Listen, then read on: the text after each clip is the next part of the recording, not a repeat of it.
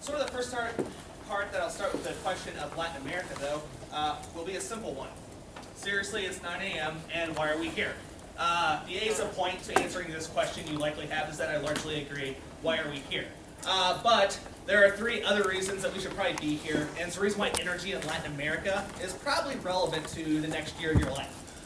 The first is that the economic ramifications of it are pretty massive, especially in the context of Cuba, of all places, which I think that most scholars probably conclude lacks a robust energy infrastructure. And so a large question of the economic future of that country, at least, rests with the question as to what it does with oil reserves, especially ones that are offshore. And also interesting with Cuba as well is the particular energy mix that it has now, particularly from sugarcane fuel and ethanol production. And so that's relevant to economics. Obviously, Venezuela has a massive amount of oil. And we'll talk about this in a bit as to how that industry sort of sets up. But the economics of the country, and for that matter, even the political stability there, as you've probably heard from previous topic lectures, highly dependent upon the state of its economy. In a world where the oil economy in Venezuela is failing, it is very likely that the social web is also failing, which also makes it likely that political protest become a norm as opposed to an exception. Clearly, in the case of Mexico, economics is probably a larger question as well, especially given like the robustness of the drug trade and the sort of government failure there to deal with that head-on. Probably makes economics and the ability of people to have jobs relevant. And the oil industry is one area in Mexico where that certainly occurs. Timeliness is probably the chief reason why, if you were going to be awake fully for a 9 a.m. lecture, that this is the one you should probably be awake for. The reason why is because it's not like all of these energy developments in these three countries are just happening by themselves. It's not like Venezuelans are together talking about selling oil and that's it. Just recently, the past few days, Russia signed one of its largest oil purchasing agreements, as well as an export agreement with the government of Venezuela, which is significant and should matter to you all on this topic. It's the first major power to do a major economic trade with Maduro within the country. So post-Chavez, we already have more oil production and selling sort of happening. But it also represents a major economic agreement that goes away from the United States. General sentiment amongst Venezuelan politicians is that there's too much dependence upon the imperial, evil Western United States. And so this move probably represents some large ramifications for the topic, particularly in questions of a Russia and China sort of sphere of influence. Obviously, the timeliness probably operates differently for countries like Mexico. For a country like Mexico, where the real question is, what role does energy production serve in its current stability? And in the case of Cuba, even more significant as well. As you all should know from practice debates, Cuba trades with 200 trading partners and has a massive amount of oil reserves that are untapped. And so certainly major developing countries are very interested in sort of getting into that. But if for no other reason why you should listen to me ramble on endlessly about energy, the impact areas themselves are probably the most significant of most on the topic.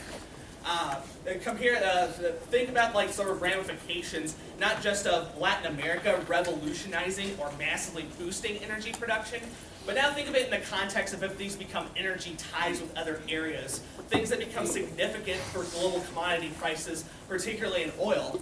And all of a sudden you have something that is an impact that accesses most other impacts. And so it's something we should keep track of. You might be thinking, not buying it, dude. I really wish I could just pass out. Tough break. What I'll ultimately talk about here are a few things. One, I want to get a sort of grasp as to the historical development of energy in these sectors, because my probably top weakness as a debater, both in high school and college, was lacking sort of a historical understanding of the topic, how things came to be. And most evidently, these weaknesses came out particularly in criticism debates in which history and development of economies in particular are somewhat relevant. I also want to talk a bit about current developments and then sort of conclude with a rather sort of lengthy discussion about the debate applications of this topic. Okay, just purely for the sake of note-taking like things, should I organize this on those 3 points or on economics, timeliness, and impact areas? Well, this was my roadmap, I guess. Okay. Yeah. I would suggest flowing straight down, as in just type down things as I say them. It's somewhat organized, but I'm not going to have a rigorous structure. Oh, also as fair warning to everyone here as well, I'm not a big fan of the type every detail thing on the PowerPoint strategy. And so words that I say should be words that you type. You should be less dependent on the slides themselves because they are not likely to contain everything I tell you. So, let's start with a history of Venezuela. Venezuela, of course, starts out in the colonial period. Its first, sort of interaction with oil in the country is basically seeping wells that exist in it. And people that live in Venezuela during the colonial period use this mainly for caulking ships, medicinal purposes, things like that. Then, of course, the evil Spaniards go in, and unfortunately, we all know the conclusion of sort of the story for what this meant for much of Latin America, particularly native populations. But the Spaniards also began probably the first exportation policy of petroleum from the Venezuela area, also for ship production, and also, oddly enough, for medicinal help for royalty that exists in Spain at the time. This might become more interesting as we talk later on about possible criticism connections. The most important date for you all right now, though, would probably be 1907. Prior to this, for decades, people were aware that there were oil deposits in Venezuela. The problem, of course, is that Venezuela, in every sense of the word, and even still now, still very much a developing country. There was not a large industrial base in the region. There were not a lot of major bank firms or urban centers that would draw in tons of wealth.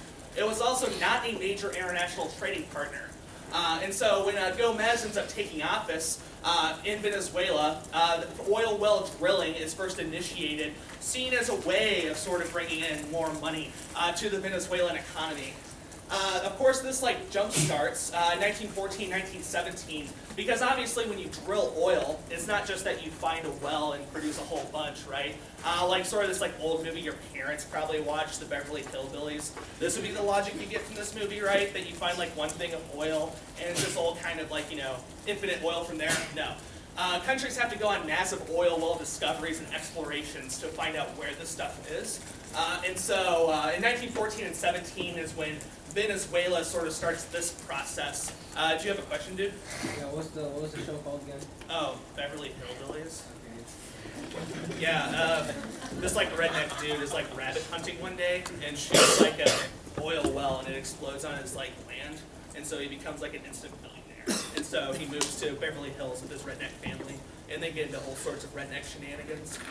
You get a shot. Huh? It was well before your time, children. Yeah. Well before your time. So, I feel like it's the cool. I got my one pop culture reference in for the day. Woo! Okay. So yeah, 1914, 1917. Venezuelans all crazy about discovering oil wells in their country. 1917 marks a period here where a bunch of wells are found, production is started, and this is the point where net export status of Venezuela starts. This number should stagger you. Between 1917, when exports start, and 1935, there's a 91.2% boom in exports. To put this into context, in a little more than a decade, the country doubles the amount of oil it's exporting, and even comes to a period where it's matching and is a top exporter of petroleum-based products by this point in time. Bear in mind, 1 decade in a country that lacks an economic infrastructure base does so. Incredible when you think about it, but easily explainable as we continue a bit further. 1940 through 76 is where the sort of government starts doing a bunch of stuff and gets involved in the oil industry. And so, as you all may know, the current Venezuelan oil market today is not a private entity. You can't just invest tons of money into it. Rather, it is government owned, meaning that the government regulates production, when it happens, who makes money from it, who gets paid to do it. It determines levels of production, and oftentimes resulting from people that want to export. But the other consideration here from this sort of nationalization era is that this is where OPEC kind of kicks in. Can any of you tell me what OPEC is? Yeah. Cool. Can anyone else tell me why it was created? Yeah. It was created to help set the price of oil by setting how much each country would produce, so that they could effectively control how much oil there was in their A little bit, right? It's sort of like basic economic theory. If you produce a lot of a good, the price of it per unit will go down because you have so much of it available, right? This is why if you go to a grocery store that's overstocked, you end up getting awesome, like, deals when you buy things because they have an incentive to get rid of them. And as he accurately pointed out, this is a decision amongst oil-producing countries at the time. Two things that you should write down about OPEC, which are pretty significant, especially with today's oil commodity trading. One, the interest was in stability of oil prices, but not for the sake of stability of consumers. The purpose was to make sure that oil-producing countries got their cut. It was not the notion of giving cheap gas to people. It was producer states saying, we are producers. We should not compete needlessly against each other. The world needs more than enough oil. Ergo, we should totally control how much we make to keep prices where we want them. The second note you should write down about OPEC, which is also significant of Venezuela, because it's around at the time that this organization is founded and these sort of price production controls kind of start, is that it also creates what's normally referred to as a geopolitical bloc. I.e., oil production ramping up, prices becoming more relevant, and economies being more and more dependent upon oil, meant that alliance structures that Louis probably talked more about became very much tied to where the oil was flowing from. You may honestly ask yourself sometimes, why does the U.S. seem to have such a massive military presence in the Middle East, especially Saudi Arabia? And the answer goes back to early 1900s doctrine, specifically about securing oil supplies. It's surprising how many military agreements and diplomatic alliances are structured around this. And so it's something significant with Venezuela because Chavez, as you all probably learned last week during the Venezuela lecture, not a fan of the U.S. at all. One notable thing that happened in the early 2000s is that one Noam Chomsky of Infinite Debate fame visited Venezuela and contributed to a talk about how imperial and evil the United States was. Now, in most instances, when people go on these bandwagons, such as Iran, for instance, the result is not anything similar to economic ties. It's demonization. We sanction their nuclear program. We do a lot of things to trigger a lot of hostilities. We contain them, encircle them. Venezuela, a little bit of that, but not so much. And I think the fact that Venezuela gives so much of its oil to the U.S. and sells it is probably a chief reason for this. And so this should be something that should inform your understandings of realism, and especially liberalism, right? Which is the more economic ties, or more appropriately here, economic dependence you have on a country, the more you're willing to let slide and use empty rhetoric to respond to, as opposed to actual change. As I discussed a little bit before, Russia and China are already working with Venezuela to set up purchasing tie agreements. And so with the entry of Maduro as the sort of president slash leader of Venezuela, it's unlikely that the oil industry will go away. Chavez sort of championed the super massive nationalization effort. And depending on economic challenges within the country, it remains to be seen just how sustainable it stays. But it's unlikely that Maduro moves away from this, especially since when you have backing of major powers, it's very unlikely that you move away from that shift. So brief synopsis of history from colonization to now. I know it went kind of quickly, right? Any questions on stuff that I've said here so far? No? Yeah. Maduro's unlikely to move away from what? He's unlikely to massively privatize the oil market industry in Venezuela. It's likely that's going to be a national model for a while. I mean, Maduro is kind of championed as the new guy that was going to fix Chavez's problems. And then, once he gets into office, he starts talking about hearing the ghost of Chavez talking with him. So I predict at least that will not go away.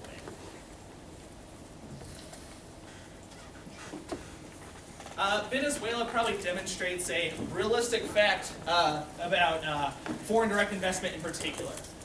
Foreign direct investment normally refers to when countries in one area throw money into investment projects in another area.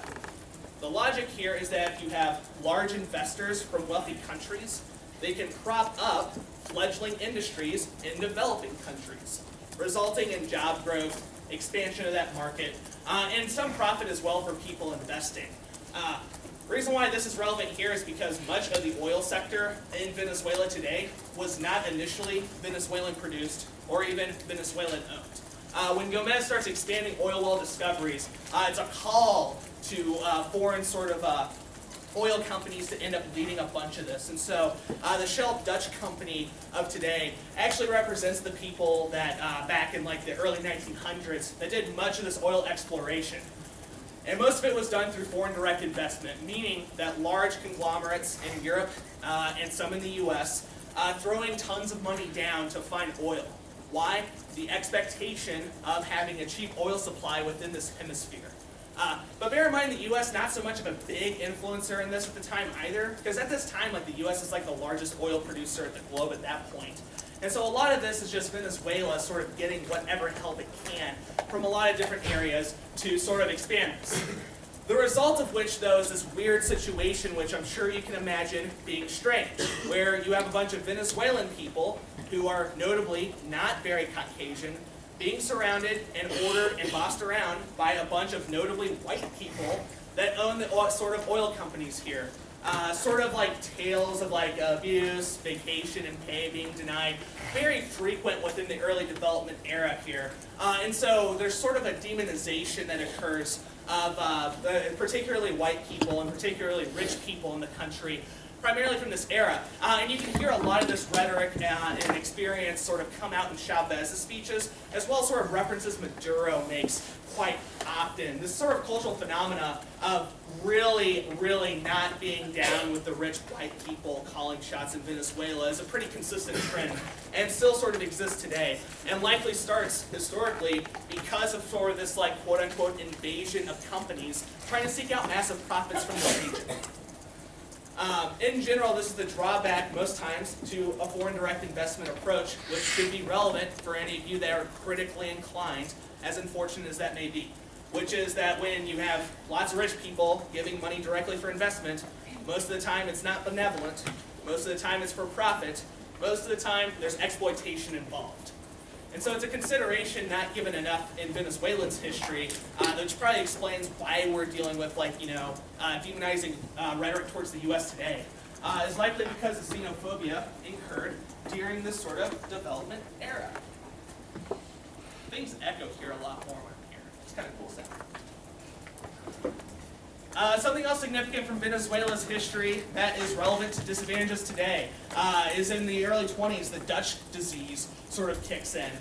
What the Dutch disease refers to is when exports in one area of an economy become so strong that the currency ends up strengthening there, resulting in a tanking in exports in other sectors. I think a modern day example of this would be sort of ethanol fuel production in places like South America, as well as in the US as well. What happens is that when a commodity is produced from a resource that makes a ton of money, no one wants to use that resource to make less money. The result of which is a tanking in other areas. The Dutch disease impacts Venezuela in the late 20s because so much of their currency is being dedicated to oil production and oil well discovery, that other sectors of the economy end up faltering. In the case of Venezuela, manufacturing being the primary one. And so what this represents is like possible, historical reference in terms of what disadvantages today might look like, right? This is the problem with massively inducing growth in one sector of the economy, is that you inevitably trade off with other sectors. The real question is, would it hurt it or not? And considering in the late 20s there was practically a manufacturing collapse in the country because they were supporting oil well production so much, this should be relevant for today, right? Imagine any plan that would result in oil well discoveries or production in Venezuela, and imagine that a result of that plan were a collapse of manufacturing. What do you need to expand oil production? Manufacturing, yes. And so sort of the inflationary approach, which we'll talk a little bit more about in sort of the disadvantages rant, as I will call it, will sort of be relevant here, but it was interesting to me that Venezuela had already kind of dealt with this issue a little bit, and are certainly no strangers to energy crises either. It's been a fairly consistent phenomena. In 2010, there was an energy crisis, not just with domestic availability, but with prices as well. And these will likely remain a trend in possible planned areas to sort of deal with. I've talked a lot about Venezuela. We should talk about Mexico for a bit. Mexico's history it starts a little bit later, so 1930s is when the sort of export markets in Mexico begin under Cardenas. The relevant portion of the Mexico debate to sort of be aware of is the development of Pemex. Pemex is the national oil company of Mexico. Context in which you've heard of Pemex probably deal around whether it should be privatized or nationalized. I feel like these are probably two buzz phrases that get said a lot that might be worth sort of unpacking here in case any of you are wondering. Privatization normally means that an individual or group of individuals owns the company. So for instance, Microsoft is an example of a privatized company because individuals, a chair and a board end up sort of running the company. And most importantly, it's tradable as well because they're a corporation. National-owned company is a little different. You can invest in a national company, right? But there's no singular ownership of it. It's entirely state-owned, meaning that there's far more control over the company from the state than otherwise there. This could have its own attendant advantages and disadvantages, of course. If there needs to be something that would lose money to keep a market stable, a government's able to intervene. And so something Mexico is capable of doing that we would have a harder time doing in the US is if we had to do something irrational, like produce a crazy ton of oil out of nowhere, Mexico has an easier time doing this than the US. The downside, of course, is that privatized markets oftentimes more keen for their own immediate profits. And so, in the grand scheme of things, there are hiccups, but generally speaking, more stable. Although there's still a very healthy debate as to whether things like oil, which are pretty essential to everyday existence, should in fact be nationalized or not. Pemex is the example of nationalization that Mexico sort of does. Interesting statistic concerning Mexico is that pre-2010, I think this was 2009, Mexico is one of the top oil producers in the world. Its export margins, I wasn't able to find specific statistics on, but certainly there's a case to be said that Mexico is not really being lazy with its oil production. And in fact, it makes a lot of sense. The government needs revenue for a lot of different reasons, most notably drug problems, right? And so it makes a lot of sense that oil would be an area where they would want to do this. Most notable of Mexican energy, because we've talked a bunch about oil so far, and not so much about alternatives to oil, is that the Cerro Prieto geothermal power station is the largest world geothermal plant in the world, and hosts somewhere between 30% of the electric needs of the country. And so this is sort of an interesting thing to think about, is that a country that I think that some political scientists and economists almost want to say is no longer a developed country, has the largest geothermal base in the world as well. Interesting fact about geothermal power is that people attempt to build these things all the time, but oftentimes need pretty precise sort of geographic conditions to do so. You need a place where movement, earthquakes, stuff like that, all become very predictable and also pretty limited as well for this to be sustainable. Because the last thing you want is to build a giant geothermal plant in the ground just to have a massive hurricane or a massive earthquake somehow hit it and mess it up. And so it's sort of an interesting tidbit in terms of Mexico's history to sort of have a large geothermal plant within the country that appears to be sort of dwindling elsewhere. I guess the last thing I'll say too is relevant to sort of the Pemex discussion. As you may know, Mexico, and I'm sure that Josh will talk a little bit about this after I'm done talking up here with you all.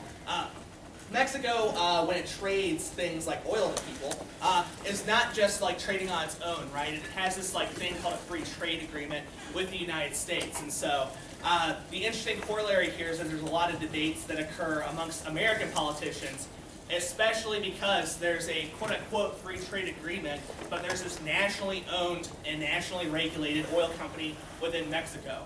And so that would be a point where debates occur a lot, and it's not hard to find very prominent neoconservative bloggers especially sort of complaining and whining about the socialism that is induced upon Mexico. Cuba is an interesting scenario because Cuba today has the lowest level of per capita energy consumption in the world. To put this into context, if it has the lowest level of per capita energy consumption, it means that each individual uses less energy as an individual than any other country in the world that has levels of consumption similar, or at least that's what the statistic that I was finding in terms of recent political science research was saying. What this essentially means is that people don't use a ton of oil there. People probably don't have cars there for the most part. Electricity is probably something used by a few or not used very often. But what this also means too is that this is prime affirmative ground in terms of energy debates, right? Because it means there's lots of investment opportunities, particularly with Cuba's selection of energy resources. The first I want to talk about before ranting more about oil is the sugarcane industry that exists within Cuba. Cuba and Brazil are unique in Latin and South America in the sense that they have massive amounts of their sort of combustible fuel produced from sugarcane as opposed to petroleum. One explanation for this from Cuba is this pesky little problem called the embargo, right? Because yes, Cuba is right next to a bunch of offshore supplies of massive oil reserves. But these are all also geographically located conveniently close to the US. Meaning, the people that it would make sense to invest in foreign direct investment to produce this oil is logically the United States. Russia, China, and others can propose projects for doing so, but they are highly costly for that very reason. And so because of this whole embargo thing, there's pretty sizable, not a massive Venezuela-esque reserve in the area, but still a pretty sizable one that would essentially mean massive economic gains for Cuba should it be gone into. But Cuba being largely unable to because of embargo policies that prevent it, especially ones that would prevent cooperation with American companies, that would really be the ones willing to throw down a few billion to get the oil out of there. For the most part, Cuba's energy quagmire is mostly a question of technical challenges. It's not a net importer. It doesn't make a bunch of profit off of its energy. Its sugarcane production that does occur is fairly localized, and by that I mean people in the country use most of it and not people outside the country. And also its geographic proximity to the U.S. might be indicative of this as well. Major developed economy markets that would purchase these things are not available to purchase Cuban sugarcane. I'm sure that they would be grinded up at the border along with the cigars that the people are bringing in with them as well. The real risk in terms of Cuba's economy that appears to happen is that as some minimal growth ends up occurring, especially with Raul's moves towards some actual economic reforms, is that consumption may grow faster than the production of energy. And this isn't that hard when you have a low level of per capita energy consumption, right? So imagine imagine that no one in here owns a car whatsoever. You all barely use electricity, you live in huts for all we know. And imagine that we have a certain small amount of energy available for cool things, and two of you buy a car and start driving the car everywhere, right? You have a car for the first time in your life, meaning it gets a lot of usage.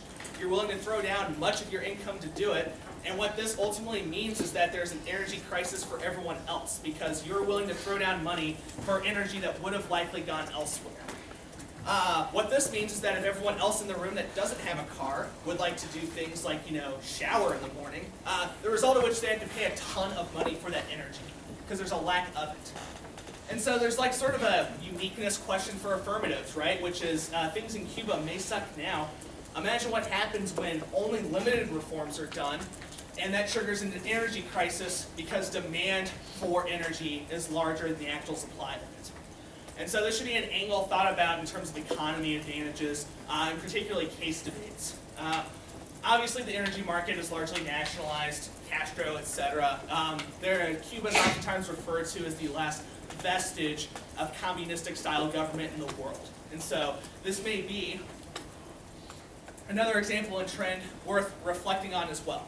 So far, we have Venezuela, right? Nationalized oil economy.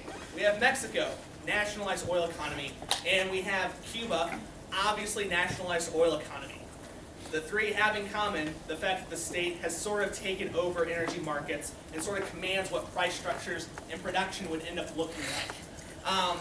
What this should be triggering in your heads right now as debaters should be that this is like negative uniqueness ground for a lot of arguments, right? If nationalization exists now, it means that shifting to privatized energy production may be bad. That should be a solid negative argument in terms of most oil debates, especially in the context of all three, because oil is sort of a big focus of them. Questions concerning Cuba and Mexico and what up with their energy? Yeah. Isn't Mexico the top oil producer pre-2010? Were they ever in OPEC? Do any of you in the back know if Mexico's in OPEC? I don't think they are they? Or were No. they? Yeah. So yeah, Mexico is not in OPEC. I remember there's a bunch of Persian countries and Venezuela. Other questions on this stuff so far? Cool.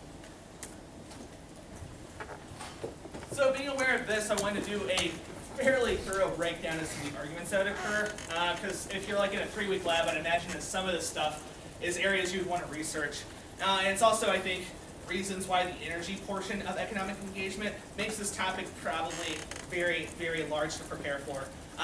A phrase I've used so far that I think would be a lot of advantage-based areas, or at least an internal link to advantages in this topic, would be the notion of foreign direct investment. Most of the topicality literature in this topic would seem to suppose that a part of economic engagement would be us giving a ton of investment dollars to fledgling industries in other countries.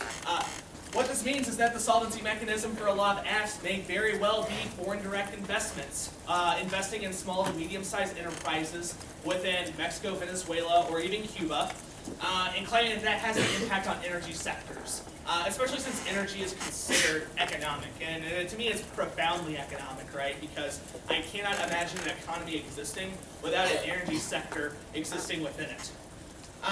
Things that you may then hear as advantage areas would just be ACE point, development of a bunch of industries related to particular energies. A plan text such as the United States federal government should increase economic engagement with Cuba by throwing a bunch of foreign direct investment at oil production would be a probably topical plan text and would probably lead to a bunch of oil production good advantages. Support of the geothermal plant in Mexico might be an example, or possible places where alternatives to oil could exist in countries would exist as well. Cuba also notably is seeking out a lot of solar and alternative energy approaches to its sort of electrical grid, sort of acknowledging the fact that it needs to have electrical power as well as production of sugarcane and things like that. And so there might be like, a case in which you're just like, hey, Cuba may be a litmus test in terms of solar and alternative energy type approaches, especially if Cuba's like proximity to the equator as well. It could be a place where testing occurs as well as production. Test pilot site for American companies, perhaps. And so that might be an area.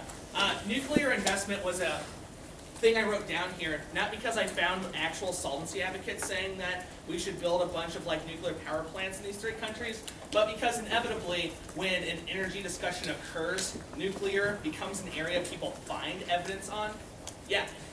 2010, Russia was going to build a plant in Venezuela. However, right after the tsunami wiped out the one in Japan, Venezuela said they will not build power plants anymore. Oh, okay. That makes a lot of sense, the sort of Fukushima effect. So that's the only country I've seen anything specific on nuclear power. Oh, gotcha. Venezuela, it stopped. Okay. Yeah, assuming the Fukushima effect, then it's unlikely to find advocates for Cuban nuclear power then, but Mexico, that may be an area where it happens. I suggest thinking of nuclear power and nuclear investment as an area, primarily because if there is the possibility of that ever happening, it's an area debaters flock to. Thing to keep in the back of your head always with any topic is that when a college topic happens, it means that coaches have back files that work at other schools, and assistant coaches for high schools are notoriously lazy in the sense that a lot of old files end up filtering their way into the high school circuit, particularly old back files. And so you should be aware of sort of the energy nuances that existed with the previous college topic, as you'll likely see them there. Because Cuba is so focused on ethanol production, and especially because of the relevance of Brazil in terms of energy trading within the region, I think that Synfuels might be another area to think about as well. What's up, PJ? Synfuels might be another area to think about in terms of the advantage areas that exist as well. This would be mixing other alternative fuels with oil, or finding like, ethanol blends or something else. For instance, coal to liquid would be an example. What solvency advocates look like for that would be interesting to see, but the fact that there's movement towards that in the market economy would seem to indicate that's something we can prop up, right? I saw a couple of hands, but they quickly descended. So, yeah. Synfuels normally refers to synthetic fuels, and so you normally use like forms of fossil fuels that are not oil to produce things. So for instance, if you mix biomass and coal, you have coal to liquid, which would be something that a car could run off of and combust off of, but it's not petroleum.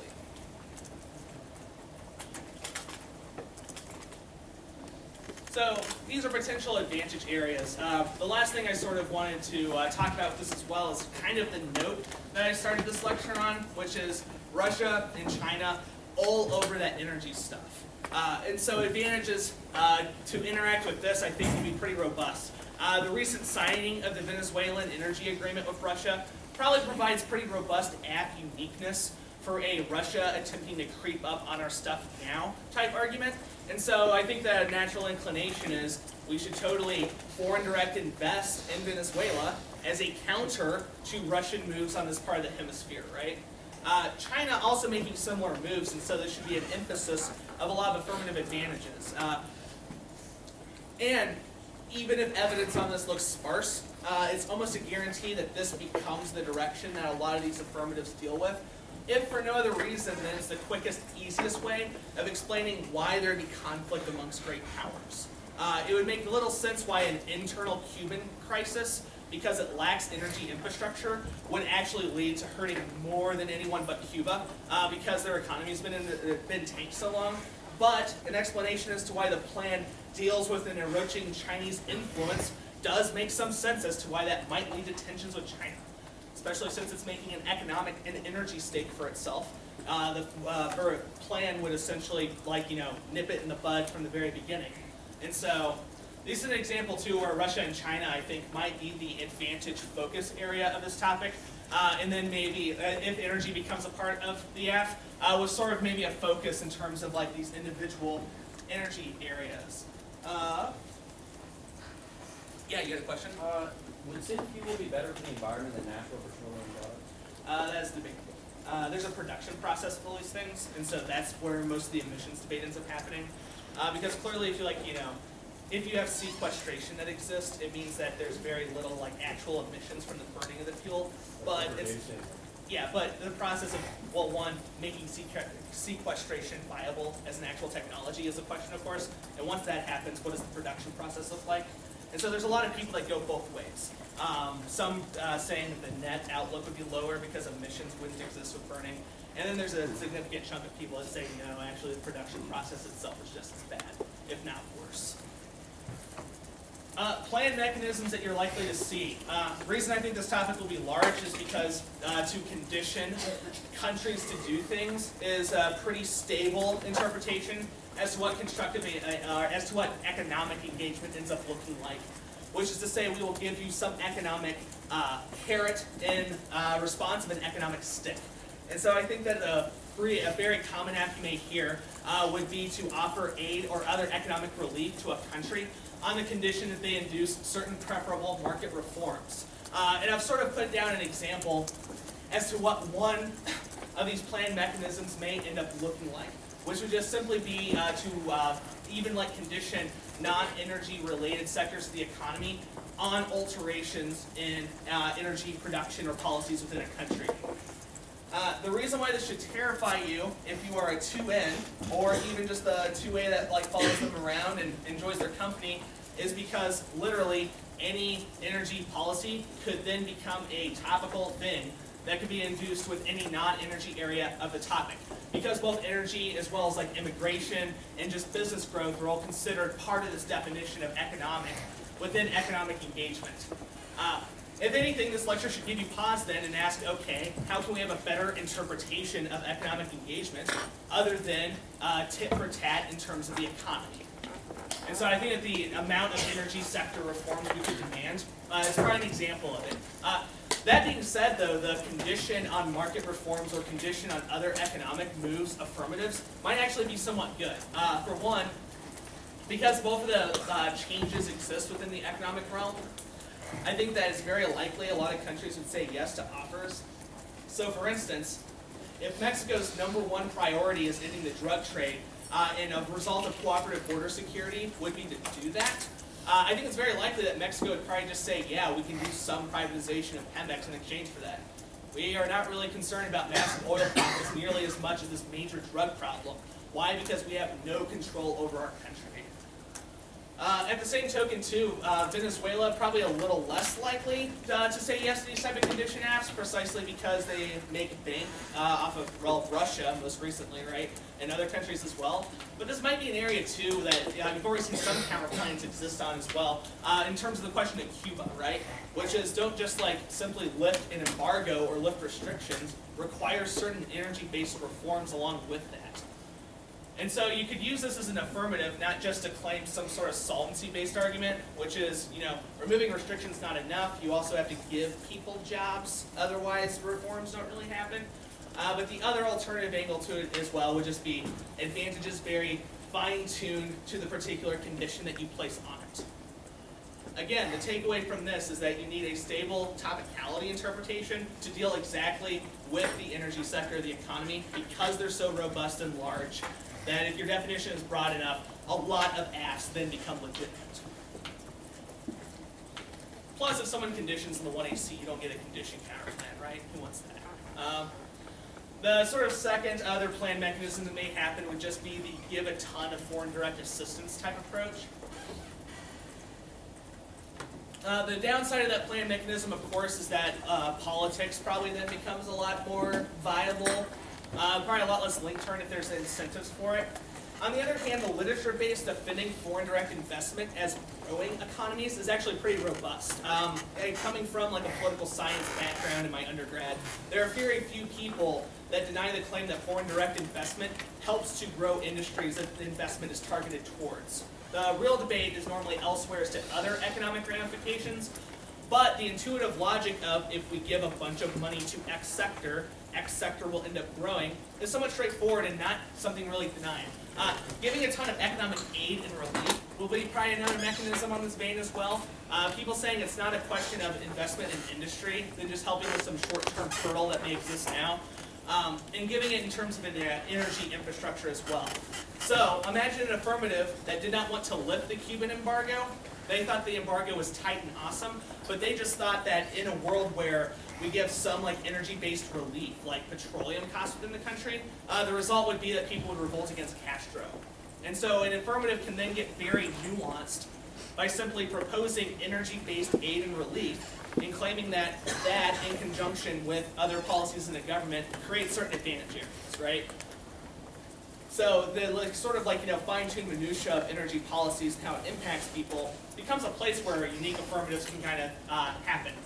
The other area I want to talk about as well, because it's a unique advantage area for energy, is if there are active requests for foreign direct investment or aid in companies that exist within these countries. The reason why is because there's two advantage areas to write down that would be relevant in a world where we were to simply respond to a request for foreign direct investment. The first would be inter-country relations for one, because obviously if a country like Venezuela or Mexico requested our help propping up an energy industry, us helping them would obviously make us look good to them, right?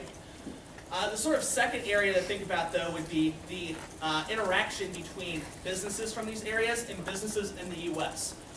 Cuba's and Venezuela's market somewhat closed off, but Mexico's a little bit more open in terms of what energy production would look like outside of Pemex, which is their like oil people, right? And so in a world where you had a ton of foreign direct investment requested to deal with like a solar industry there, or to deal with geothermal projects or something similar, and you fulfilled them, you would have an advantage area about U.S. companies interacting with Mexican companies. Hence, you would have an advantage not tied to government money being thrown over, but by businesses interacting and cooperating, which gets some fine-tuning that's required for disadvantages such as a spending disadvantage, right? Obviously, the spending disad wouldn't make much sense because the plan would create net net economic growth, and it'd be companies footing the bill for the most part.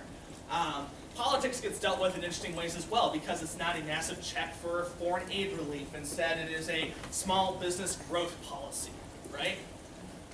And so fulfilling a request has lots of advantages, particularly because a lot of the advantage area then with fulfilling the request is also something not very like advantage counterplannable out of. So if you have a company demanding lots of money for something and you simply do another policy to solve a terminal impact, it's still very likely that group is angry that you have not fulfilled a request.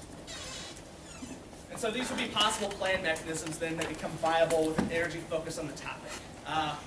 Again, with a renewed emphasis on if energy becomes a big area, the phrase foreign direct investment will be a phrase that you hear a lot, because it's the most robustly published account. Cool thing that I sort of alluded to earlier is that I think impact turns on this topic will actually be pretty relevant.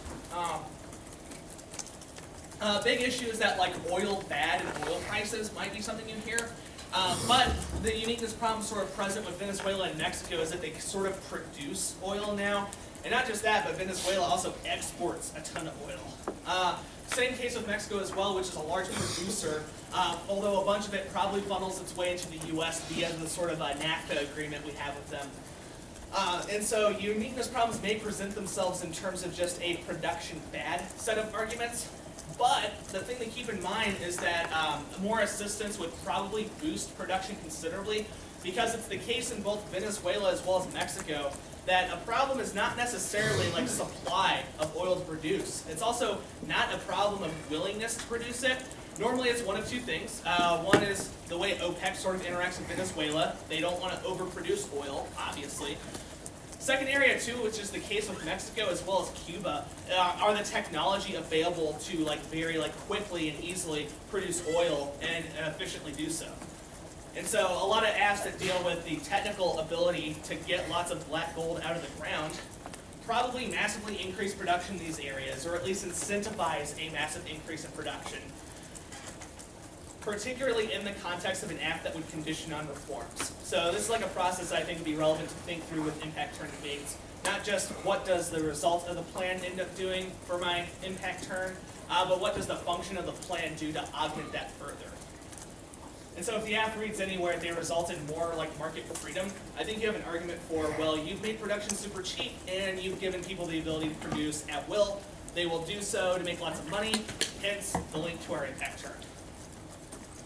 The oil prices DA I think will be relevant this year, particularly things that impact the energy sector. And I think it could go both ways potentially as well, because there's apps that can economically engage that would decrease overall oil production and use within these countries.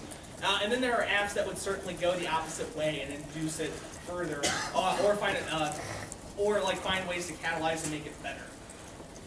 Interesting with the case of Cuba, especially because Brazil's in this region as well, and it has some sort of trading stuff going on with a bunch of these countries in the topic as well, would be the question about ethanol being good or bad.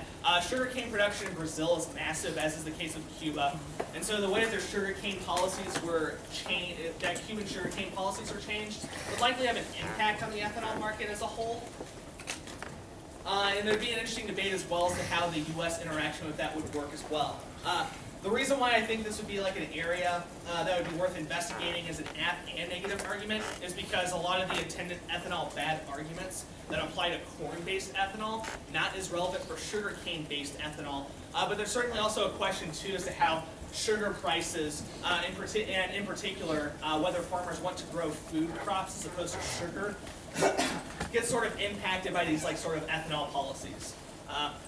Obviously, as was the case before, I will reiterate most of the pages on this sort of what will we hear next year section with a reiteration of the fact that Russia and China will be everywhere, right? And so I think that an intuitive impact turn to any advantage would just simply be if you create a bunch of U.S. Produced areas for U.S. investment in these areas, Russia or China is going to get pissed off precisely because they're the ones trying to hit that turf now. And so these are two impact turn areas, disadvantage areas that would likely be there.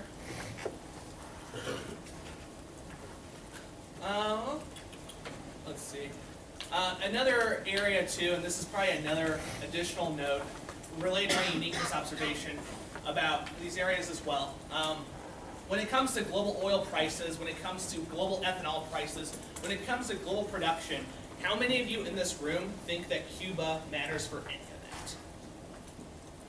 Not a bunch of you, right? How many people think that Mexico's oil economy impacts global oil economies? How many of you think it's a top 5 impact on the global oil economy in terms of countries that produce oil? Probably not so much, yeah. And so this is an area because with the exception of Venezuela, the impact of Mexico and Cuba in these areas might be limited, but it also might have impacts otherwise. And so a common app strategy that wants to engage in the energy debate concerning Mexico or Cuba may very well be to overstate the importance of these industries on the oil economy. And so a lot of the intuitive no-link arguments that would occur with a oil prices DA, you may find yourself all of a sudden with links you didn't know existed, precisely because NAP has to deal with the lack of impact that this may end up dealing with. Yeah. Questions on this sort of discussion? Not at all?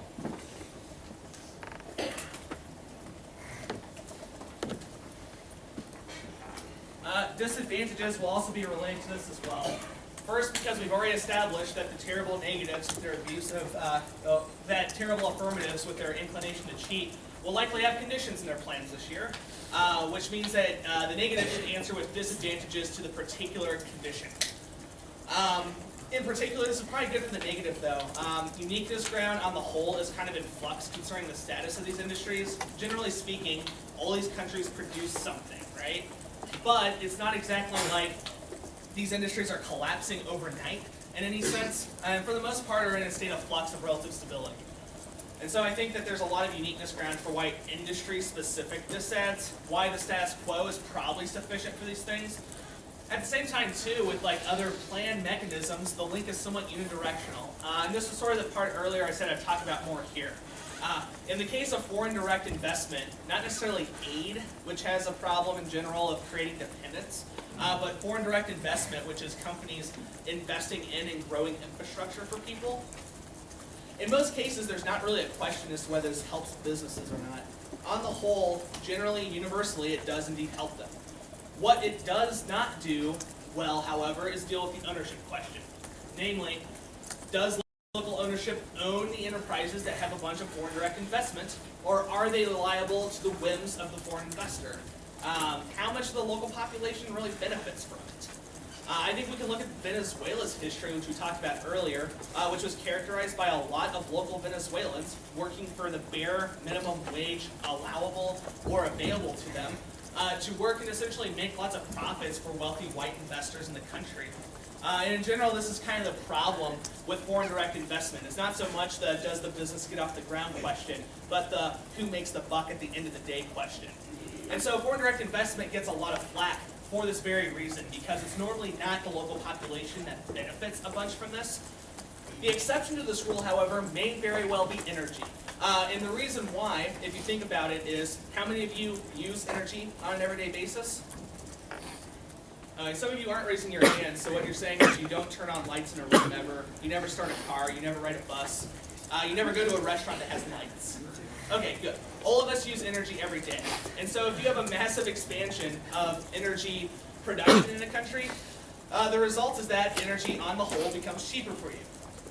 Which means that this is maybe the trickle-down thesis that FDI kind of has in the context of energy, which is, yeah, businesses themselves may not be places that locals make a bunch of money off of, like their income, but everyone on the whole saves some money by having a more developed economy. But this is also a conflicted area as well, and a rigorous debate that exists within that literature. Normally, the best economic collapse argument you'll get, I think, will deal with the question of inflation or even a dependence on foreign investment. And this is especially true in the context of Cuba, where there's a very low consumption per capita rate of energy in the country. And so if you like massively boost like energy production or energy resources or anything in Cuba, it's unlikely to be the Cubans that make those economies sustainable. Why? Because not all of them have cars. Not all of them have electricity.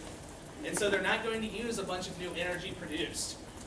This means that like apps that like, you know, create a bunch of energy in Cuba, for instance, but don't like sell that energy anywhere, are likely going to create inflationary problems and an energy crisis. Why? Because they've created more net energy than will be used by the area there. This will especially be relevant with small and niche industries as well, right? Which will become heavily dependent, especially if they cost a bunch of money. So this should be your like gut check in terms of like an econ just said, to maybe think about and cut before the season even starts, which is if there's going to be app plans that are like we should find this niche synfuel industry somewhere in Mexico and we should just fund the living daylights out of it, right? Probably a problem with this is it costs a lot of money to produce. There's also probably not a ton of people that use it, meaning that whenever FDI dries up, likely that dries up with it, along with anyone that's employed by them, any investors that have invested in it. And it creates net economic harm because you create a bubble that collapses on itself. The other dissad too, and the reason I reiterate this is because this will be what 90% of your energy debates on this topic will deal with. It is not the actual state of the energy economies, but the influence of Russia and China. Russia, China, Russia, China, Russia, China. That is essentially the energy debate in a nutshell, minus the other random things that I've sort of attempted to delve into. Why? Because of the intuitive logic that it gives you a global escalation argument. No one is going to fling a nuke over Mexico's oil industry. There might be some people flinging nukes over Venezuela's oil industry. It'll remain to be seen whether Ahmadinejad and Maduro get along though. It is, however, very likely that should, we deal with Russia and China's ability to maintain growth and money, that we'll likely see some bad, shaky diplomatic stuff happen. Last area, oh yeah, we had this before I talked about critiques, because I love them so much. Counter plan areas as well. I'll say this phrase 3 times. Condition counter plan, condition counter plan, condition counter plan. I think if you're dealing with either of these 3 countries and the app does not condition on something, that this should probably be a counter plan rather than debate at some point. Oh, I see a hand at the top, I'm sorry. I was wondering about with all the energy discussion in OPEC, can I figure into it? That is a really good question, actually. I think that OPEC might figure into it in a lot of ways. One obvious way I could guess is that if the U.S. is trying to forcibly boost production by creating more market reforms that allow it to happen, it's very likely that OPEC gets mad about that, right? And so there might be some price question gauging issues there.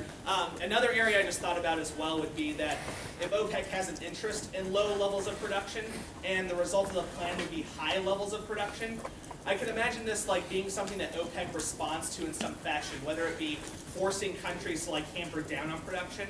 And so essentially what's the phrase here for this? It would be like a reverse strategy where if we boost production in one area, they just decrease it in other areas. The reason why it's relevant to you all is because OPEC price maneuvering or production maneuvering probably does something to take out a lot of advantage areas concerning oil and probably creates its other attendant problems as well.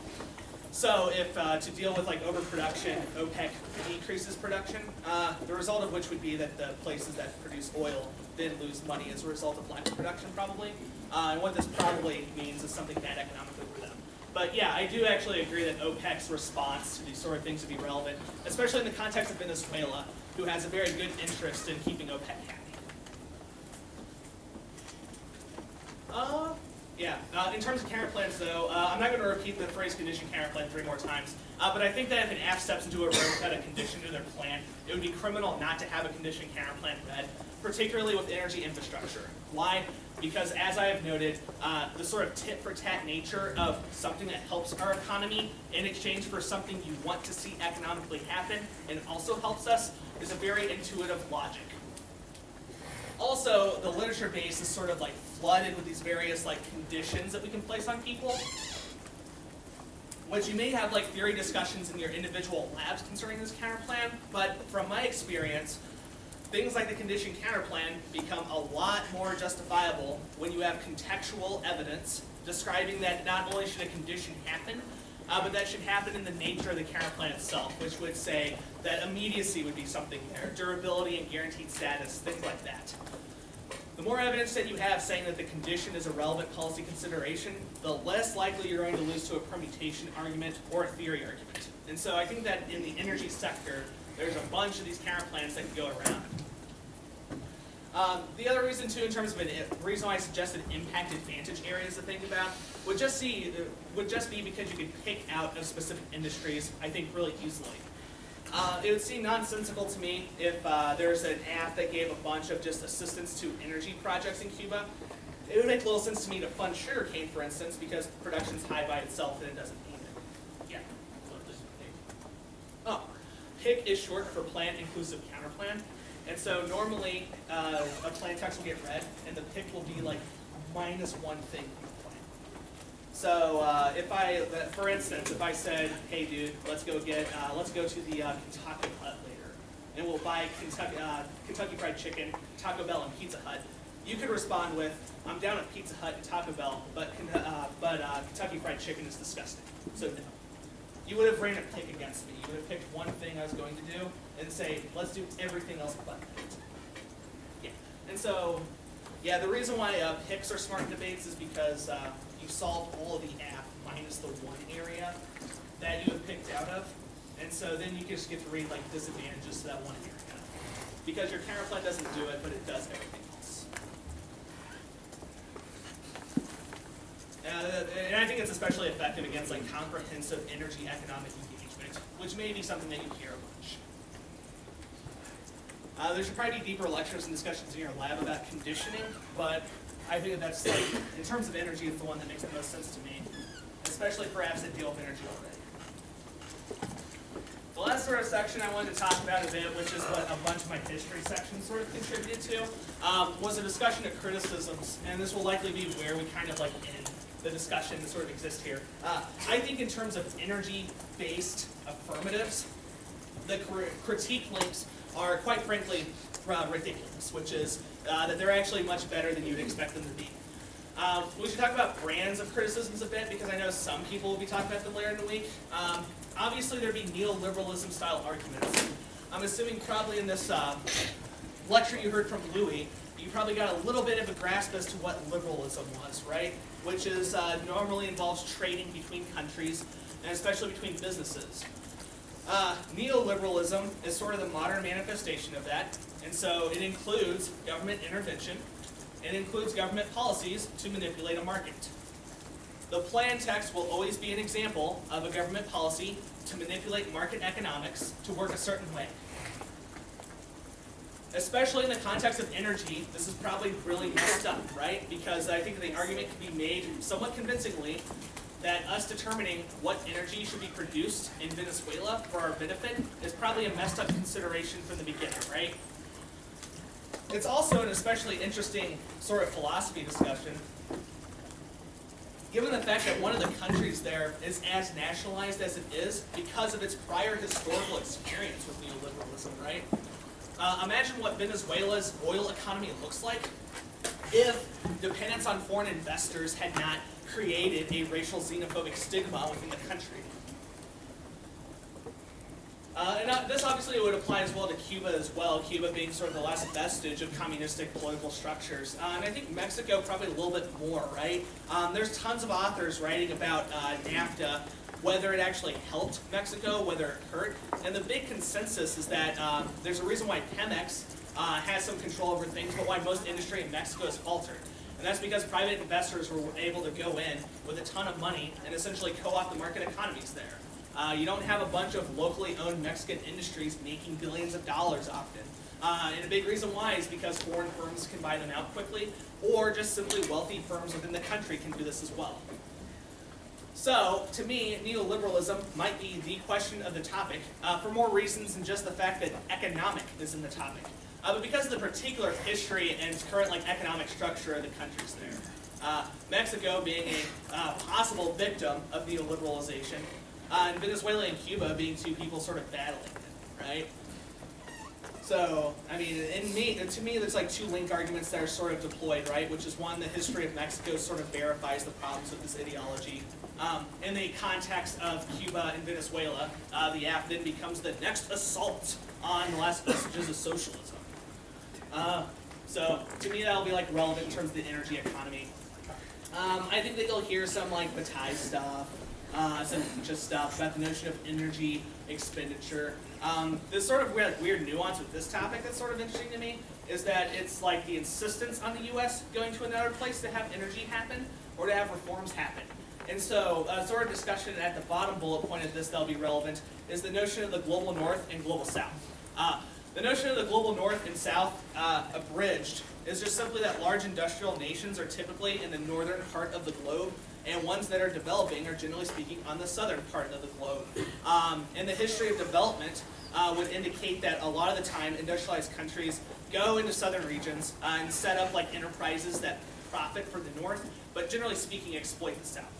And so this is something referred to by a lot of the sort of development and critique literature that I think is relevant here because quite literally we would be going to southern regions just to simply have economic reforms good for us.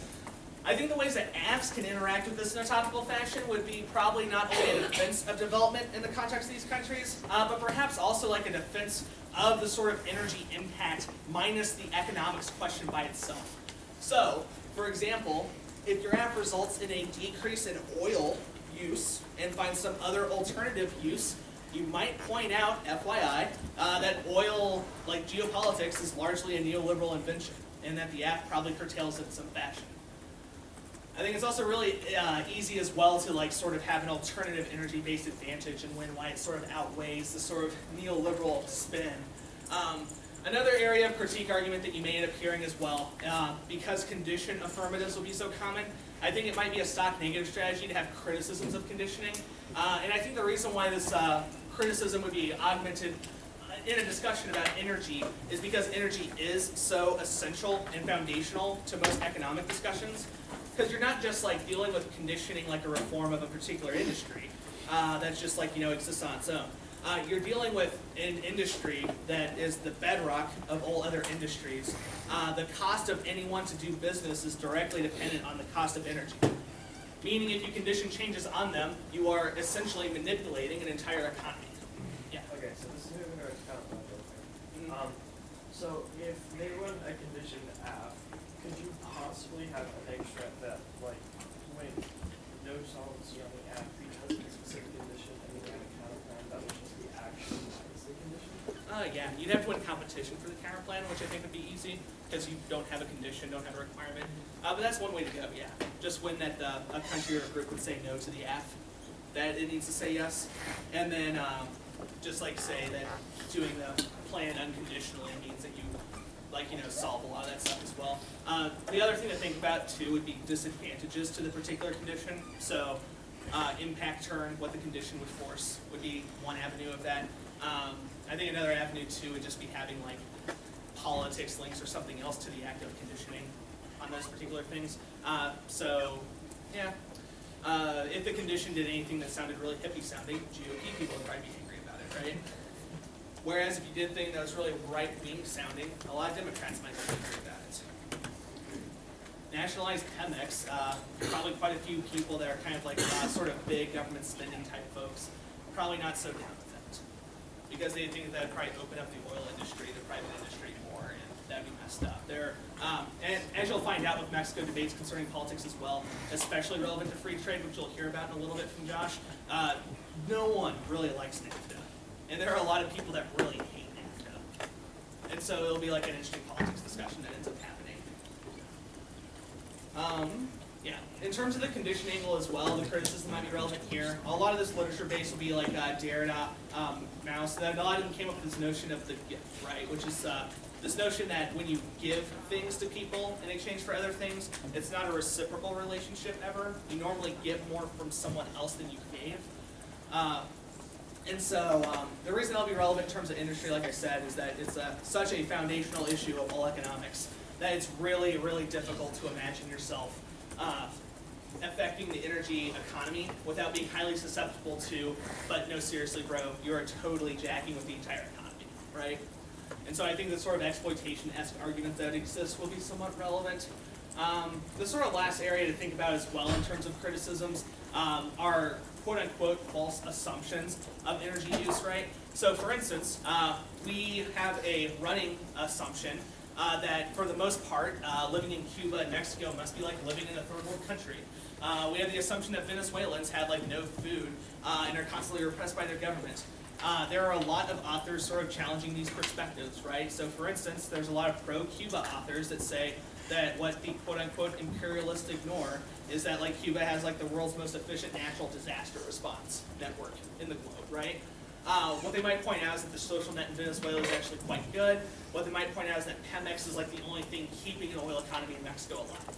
So, there's a lot of people that question the sort of ways that we represent and come to know everyday existence within these countries, and especially in the context of energy usage as well, because a lot of these assumptions are people don't own things that use energy, because energy is so central. And so, this will likely be a critique area that happens.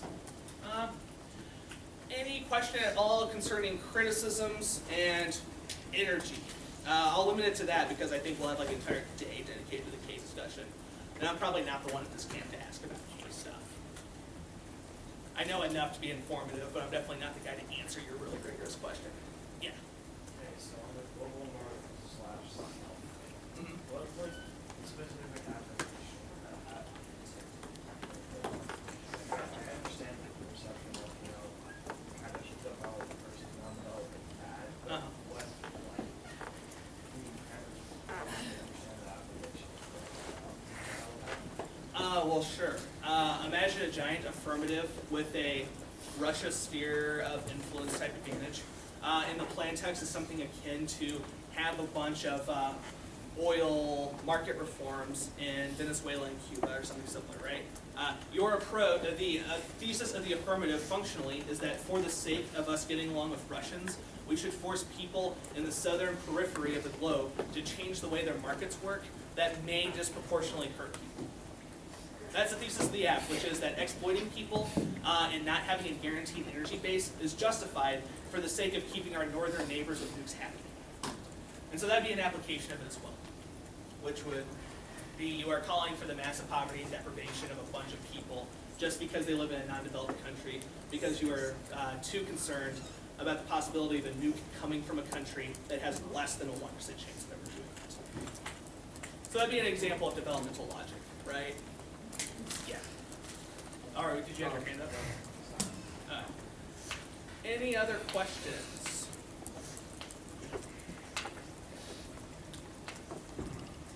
Okay, that about wrapped it up for me.